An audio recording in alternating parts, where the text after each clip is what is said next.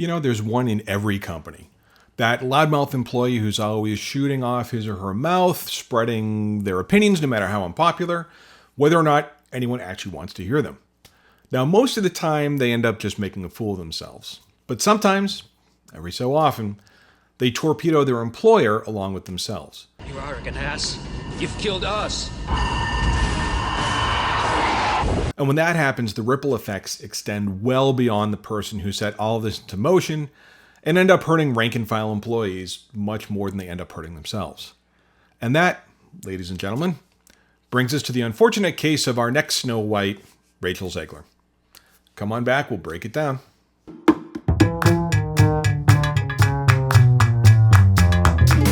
Hey folks, Mark here with The Rational Workforce. Thanks so much for tuning in.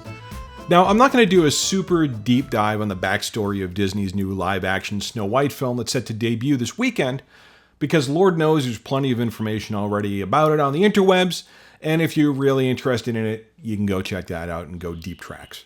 But for those of you who may be in the dark, here is a very, very quick recap of what went down.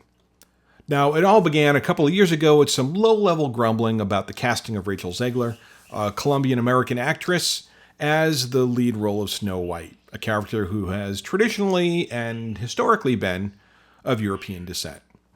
Not a big deal, but it popped up. Then, Game of Thrones star Peter Dinklage criticized Disney for being progressive in casting a Latina in the title role, yet in his summation, still being backwards enough for keeping dwarves in the story at all. Now, the story is called Snow White and the Seven Dwarves, but, whatever, Peter. You made your bag, so screw everyone else, right? Then, as Zegler started doing interviews about the project, the big old ball of hate really started rolling, and she brought a lot of this on herself. During the 2022 Disney D23 Expo, Zegler indicated that she's not going to be saved by a prince, and she's not going to be dreaming about true love in this film. Odd, but okay. Sounds like a little bit of a departure from the original, but hey, we're in a new world. When we came to reimagining the actual role of Snow White, it became about the fairest of them all, meaning who is the most just. Then in later interviews, she started calling the prince weird, labeled him as a stalker, and even indicated the scenes with the prince may end up on the cutting room floor. All of Andrew's scenes could get cut. Who knows? It's Hollywood, baby. Now, as production got underway, set photos began to circulate online showing that Disney had inexplicably replaced the Seven Dwarves with 7 random people that were carefully selected to tick every possible multicultural box there is out there. So, it increasingly looked like we were going to get a Snow White and the Seven Dwarves starring Snow White who wasn't white, dwarves who weren't dwarves, a prince who may or may not be in the movie at all because he isn't all that important, and a star who, from all appearances, seemed to kind of hate the source material. It's no longer 1937, and we absolutely wrote a Snow White that She's is not going to be saved by the prince. So, the film was not off to a great start. But, as it turns out, Rachel Z was just getting warmed up.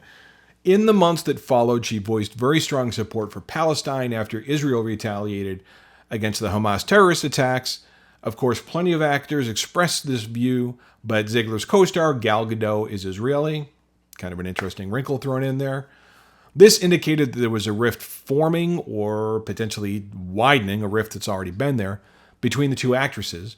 And when combined with other comments from other interviews, Zegler began to look more and more like box office poison. Now, as official trailers began to leak, we learned that there were in fact dwarves in the film, but rather than give more actors with dwarfism an opportunity to make their mark and build their own career, Disney opted for really poorly animated CGI dwarves that are, well, just definitely stuck on the wrong side of the uncanny valley. Now, all of this built into a wave that crested this week with the announcement that they were canceling red carpet premieres and offering access to only a tightly controlled list of Disney-preferred journalists. Now, when you combine the production costs and the advertising costs for this film, you're left with a movie that cost anywhere between $300 to $400 million or more just to bring to the theaters. Holy shit! And after the theaters take their slice of the ticket sales, that means that Snow White needs to earn somewhere between $650 million to $850 million just to break even. Holy shit! And that's a pretty tall hill to climb even during Hollywood's heyday, but in today's environment, it's even more challenging. Now, Disney is coming off of a pretty decent year with 2 films, Inside Out 2 and Deadpool and Wolverine, that have both broken more than $1 billion. But more recently, Captain America: Brave New World has absolutely tanked at the box office, and conservative estimates have that film bring about a $100 million hit to Disney. And some industry insiders are stating that the actual box office losses are going to cause more like a $300 million hit to Disney. So it ain't looking good, folks. Now, on the surface, it's easy to sit back and chalk all of this up to just a poor corporate decision and poor impulse control for some young actors. But as is the case with so many poor corporate decisions, it's the rank and file workers who bear the brunt of these shenanigans. So let's take a look at the ripple effects, and we're going to start with the production crews.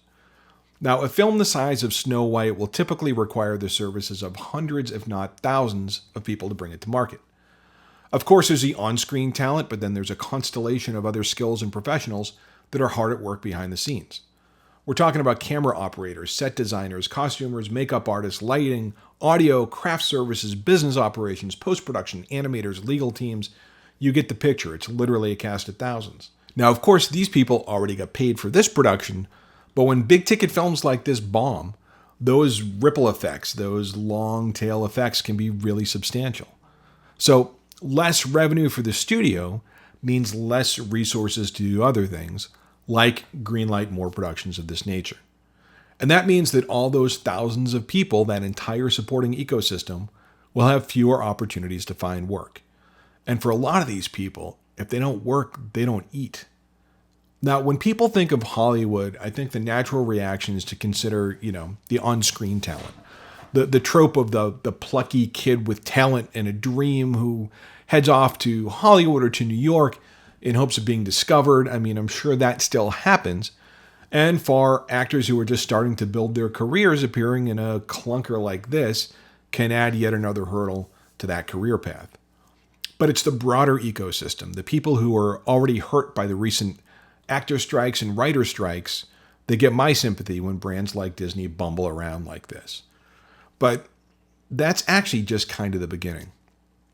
Now, whenever a movie like this comes out, there's typically merch attached to it as well. Companies like Hasbro and Mattel and other licensees bet big on these releases, and they produce everything from toys and books to apparel and collectibles on intellectual property like this. And when a film like this goes down, they get burned too. Hasbro, for example, made all the merch for the recent spate of Star Wars and Marvel movies and their companion streaming service titles, the majority of which performed way, way below projections and lost millions. Those toys now clutter the shelves of discount stores, and they're still not selling. So as a result, Hasbro had to lay off 15% of their workforce. That's some 1,100 people, and their stock also have taken about a 19% hit. It's ugly. Now, big box retailers who initially carry these products have a price to pay as well. Some estimate that Disney has lost 40% of their retail shelf space footprint at top retailers during the past few years alone. And that has cascading effects too. Workers up and down the supply chain pay the price when movies like this bomb. And then there are the theaters and the theater workers themselves. Since COVID hit and streaming services have blossomed, theaters have been struggling to stage a comeback and put butts in seats. For every Maverick and Barbie and Deadpool, there are dozens of swings and misses from major studios, meaning fewer people are incentivized to go to the theater, and fewer theater staff are required to support the showings. And finally, in the case of Disney, there's a potential impact to their theme parks, their cash cows. Excitement and interest in new content fuels excitement and interest in visiting the parks. And Disney is already facing headwinds based on rising prices and aging attractions, and in the case of Walt Disney World in Orlando, increased competition from Universal Studios and their soon-to-open Epic Universe, which from all indications looks like it's going to be an absolutely killer experience. Disney needs hits like this to rekindle interest in their parks and encourage new and repeat visitors, but early signs indicate that Snow White is going to be dead on arrival. Now, this episode focuses on Snow White specifically and the entertainment industry, But the everyday average people are always the ones who pay the price when management gambles with their brand.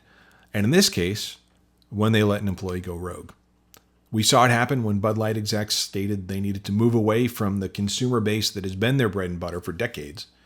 We saw it happen when Target decided they wanted to spend more time being an activist than an actual retailer.